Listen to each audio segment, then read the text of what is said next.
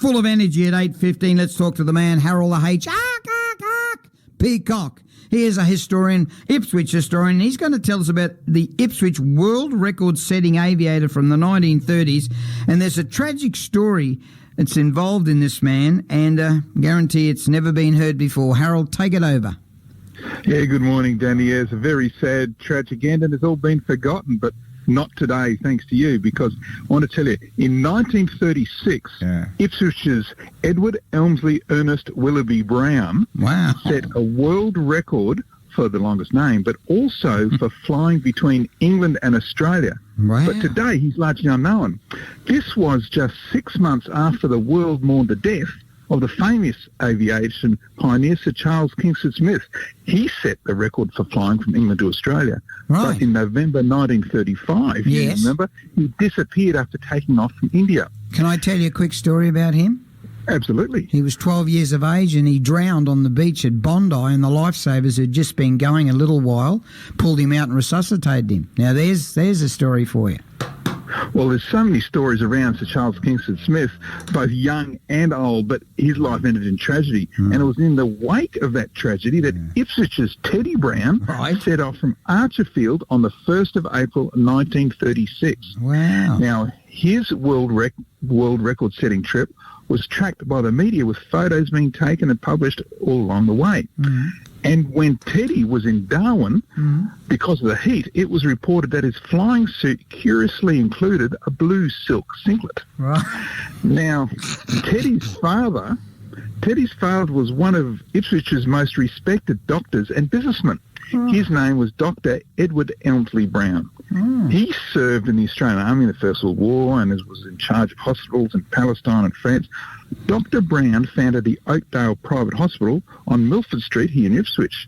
He was also chairman of directors and one of the founders of the Ipswich Woolen Mill, which was one of the city's biggest employers.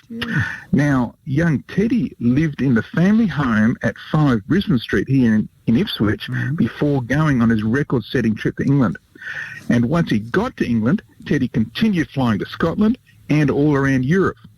When he was coming back to Australia, he stopped at Karachi in Pakistan, where he had a big feed of bananas.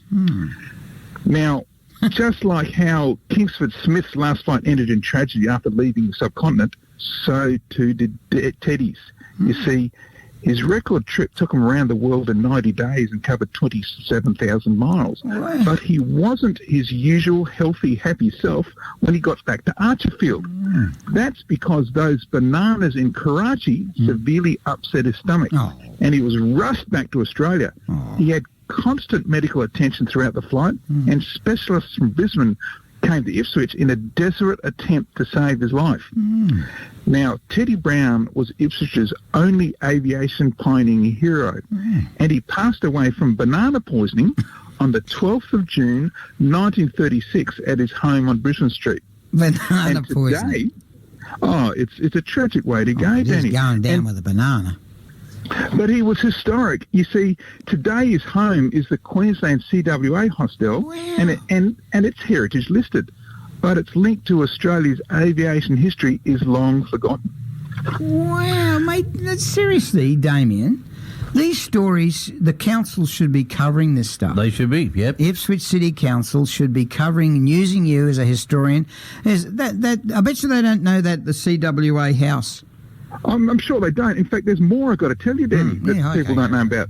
So I should add that Teddy Brown was under 2 years old when he died. You see, Teddy was just 20 months old when his Qantas Empire Airways plane took off from Archerfield in 1936. When he arrived in London with his mother and father, Teddy was declared the youngest person in the world to have ever completed the trip. And when Teddy got back home to Ipswich, the journey of 27,000 miles was declared the furthest ever travelled by anyone under the age of 2. In other words, the 2 world records were his. So, Danny, this is ageism. Just because of his early demise, there's no reason why Teddy Brown should not be remembered amongst Australia's great early aviators. And he was from right here in Ipswich. You are right. What was his name, his full name? Edward Elmsley Ernest Willoughby Brown.